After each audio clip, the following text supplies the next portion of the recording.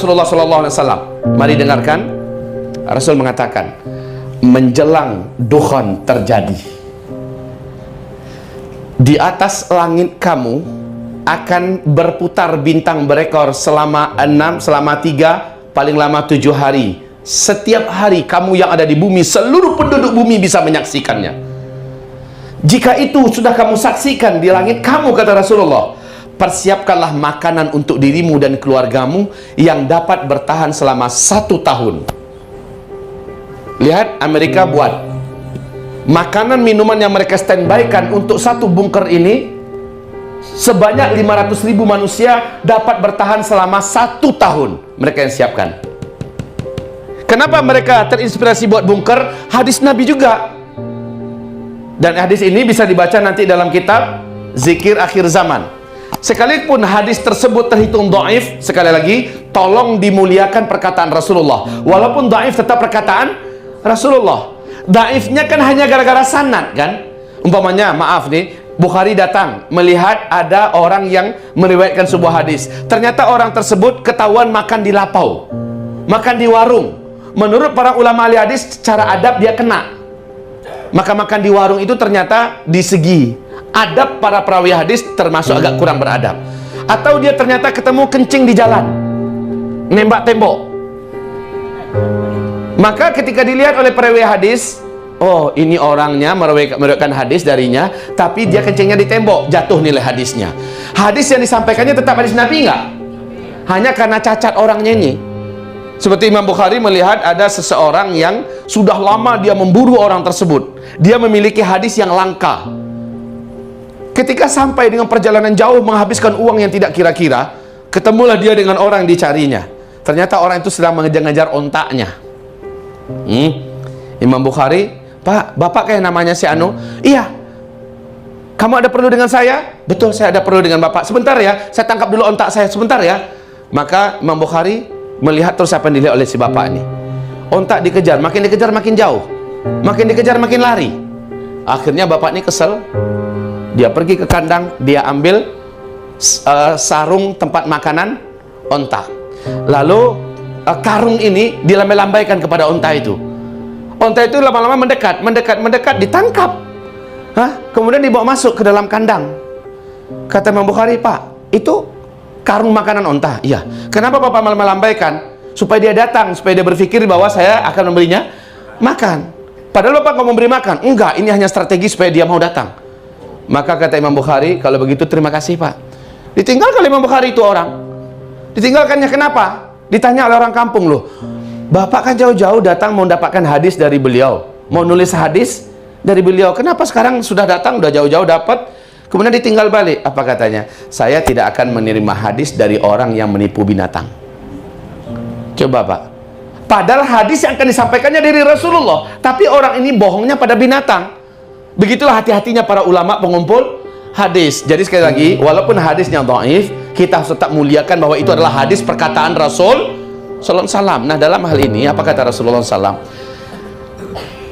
Ketika kamu sedang sholat subuh pada hari Jumat, subuh hari Jumat di bulan Ramadan, kamu akan mendengarkan suara dentuman besar di langit. Jika itu terjadi, larilah kamu segera ke rumah kamu. Tentu saja ungkapan Nabi, kalimatnya kamu itu adalah bukan untuk orang Indonesia, tapi untuk orang yang Nabi di mana tinggal ketika itu, Mekah dan Madinah. Berarti subuh di Mekah Madinah, jadwal subuh Mekah Madinah. Terdengar dentuman besar di langit. Hari apa? Hari Jumat. Bulan apa? Bulan Ramadan. Apa perintah Nabi? Ini selepas sholat Jumat loh ini. Perintah Nabi adalah larilah kamu ke rumah. Tutup segera pintu-pintu rumah kamu. Tutup jendela-jendela yang ada dan ventilasi-ventilasinya juga tutup dengan rapat. Masuklah kamu ke dalam kamar-kamar rumah kamu. Tutup. Kemudian selimutlah diri kamu dengan selimut, menghadaplah ke arah kiblat. Sujudlah kamu ke arah kiblat. Bacalah Subhanal Quddus, Subhanal Quddus, Subhanal Quddus, Rabbunal Quddus. Yang melakukan ini dan membaca ini, maka dia pasti selamat. Yang tidak melakukan ini, maka dia termasuk yang celaka dan binasa.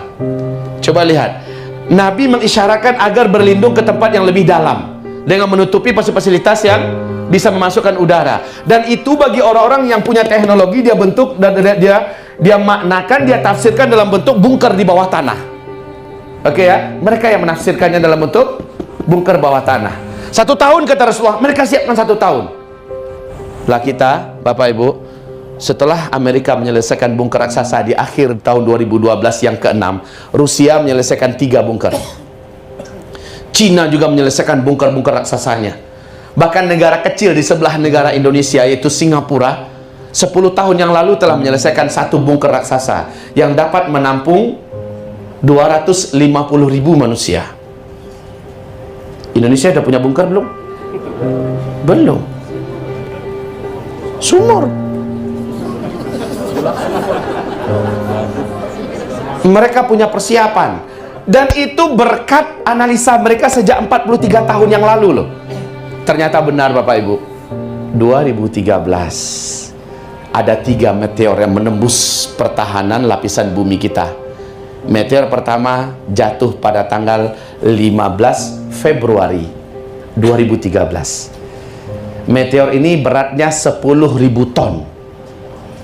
Melesat dan jatuh di Siberia, Rusia.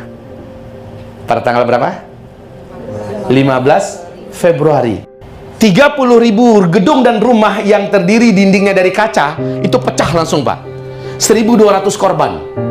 Nasib baik meteor itu jatuhnya di danau es, sehingga danau es tersebut langsung membara, berkobar seperti ledakan gunung Merapi. Masya Allah. Meteor kecil loh. Meteor yang kedua masih di tahun 2013, masuk lagi. Jatuhnya di Argentina pada tanggal 14 April. 14 April. Ya. Di malam hari Minggu malam Senin, meteor ini meledak di atas langit negara Argentina. Di situ sedang ada konser musik raksasa. Ledakan meteor kecil ini mengakibatkan 8 kota terang benderang beberapa detik. Meteor yang ketiga tanggal 7 November, masih 2013. 7 November 2013, jatuhnya di Los Angeles. Masa meteor bisa masuk dalam 1 tahun berkali-kali?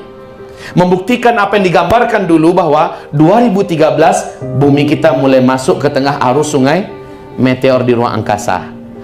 Nah, 2014, 2015, ratusan ribu meteor di malam hari selama tidak ada awan. Kita akan bisa melihat melintas di masing-masing negara di malam hari, Bapak Ibu. Menandakan bumi kita memang di tengah-tengah arus sungai meteor. Peluang meteor-meteor ini menghantam bumi itu selalu ada. Nah, sekarang tentang buminya dihantam meteor langsung itu ada nggak dalilnya dari Al-Quran? Masya Allah, 5 surat menceritakan. Nggak tanggung-tanggung. Surat Saba, surat At-Tur, surat Al-Muluk, surat Al-Hadid, dan surat Ad-Dukhan. Saya ulangi, surat Saba, surat Al-Muluk, surat At-Tur, surat Al-Hadid, dan surat Ad-Dukhan. Awas, dampak dari meteor adalah Dukhan. Perhatikan Bapak Ibu, Allah menyebutkan tentang bumi kita ini pernah mengalami hujan meteor, dan nanti di akhir zaman akan terulang kembali bumi mengalami hujan meteor sebelum kiamat. Mari kita bacakan hadisnya dari Rasulullah Sallallahu Alaihi Wasallam berikut ini. Apa kata Rasulullah? Sebentar. Meteor terjadi dukhan. Ada hubungan langsung nggak? Ada. Ini apa? Lugu, Pak. Bila mengatakan spidol itu lugu. Ini memang spidol, tapi ini akan saya contohkan sebagai meteor.